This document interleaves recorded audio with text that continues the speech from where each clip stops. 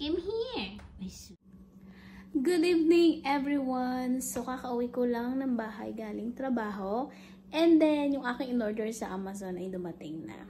So, pag nga pala magwi-winter o magtataglamig dito sa Texas, ay Diyos ko po, yung allergy ko ay umaatake. Nung dumating ako dito, well, yung nakatira pa ako sa Pilipinas, ay wala naman akong allergy.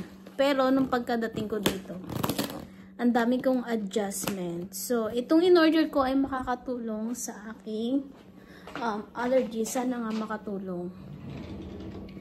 Kasi, I sneeze so bad. Especially in the morning. Pag talaga ganitong magtataglamig, ay sobra. Pahirapan. So, ito yun guys. So, in-order ko siya sa Amazon. Ito nga pala, air purifier. So, ano lang siya, pang bedroom size lang siya guys. So, dumating siya kanina. Siguro mga around 4 o'clock in the afternoon. Siya dumating. So, pang bedroom size lang yung aking in-order. So, maliit lang to. So, ito siya, yung air purifier. So, buksan natin.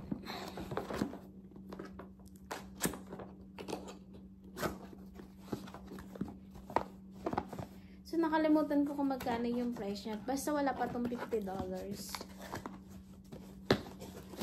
In-order ko siya last week.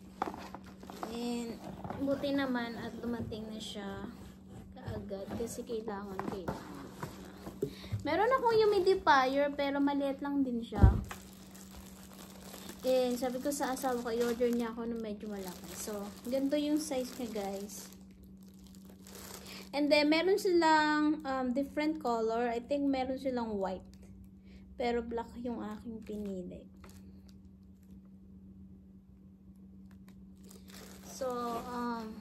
So may kasama din sila, may kasama ding manual.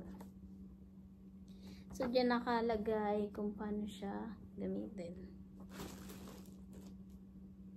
Tanggalin ko lang tong wire.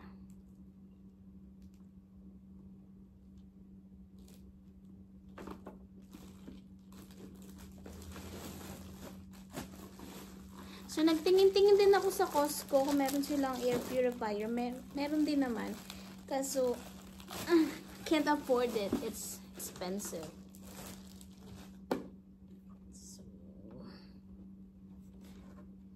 So, ayan. Tingnan natin kung magbubukas siya. Hanap lang tayo ng saksakan. Thank you guys. And ito yung on and off button niya.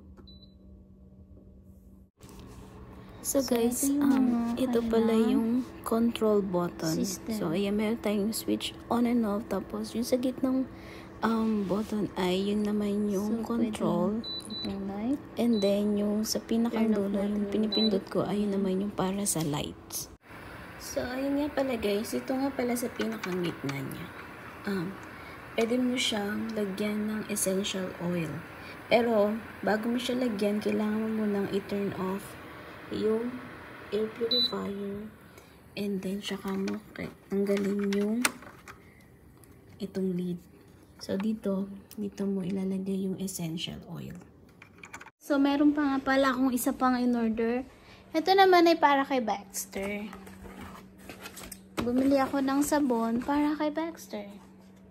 Ito. So, sinabi lang to sa akin ng friend ko na nirecommend niya to na maganda nga daw to sa dog. Kasi si Baxter kasi minsan sa labas, dahil madamo nga doon, parang gumagapang-gapang siya doon. Tapos, pag ano siya, nagkaroon siya ng mga kati-kati. So, sabi ng aking friend, maganda daw tong gamitin. So, nag-order ako ng dalawa nito. I think wala pa tong $10. Wala pa $10 yung isa. So, ayun lang guys. Thank you for watching this vlog. See you in the next vlog.